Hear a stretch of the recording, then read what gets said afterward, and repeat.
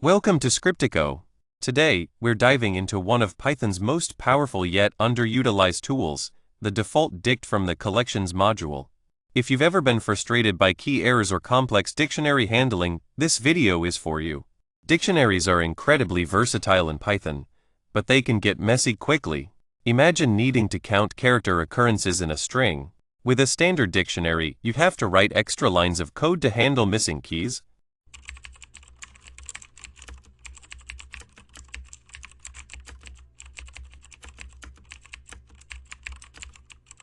While this works, it's not the most elegant solution. Enter default dict. The default dict can simplify this process significantly. Let's see how.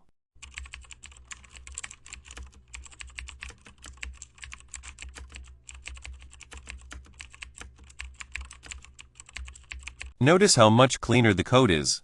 No more conditional checks, just straightforward counting. So, how does default dict work? When you try to access a key that doesn't exist, it automatically creates it with a default value specified by the default factory. In this example, accessing new key creates it with a default value of 0. You can also use more complex default values. For instance, let's track the indices of a specific character in a string.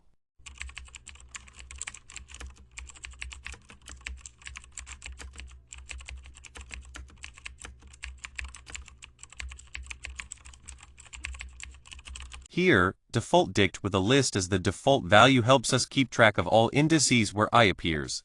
You can even use custom functions for default values. Let's create a default dict that returns hello for any missing key.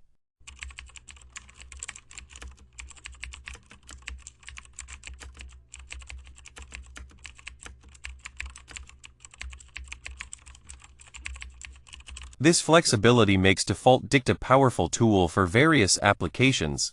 To wrap up, default dict from the collections module can make your code cleaner and more efficient.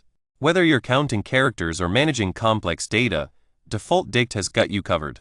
Thanks for watching Scriptico. Don't forget to like, share, and subscribe for more coding tips and tutorials.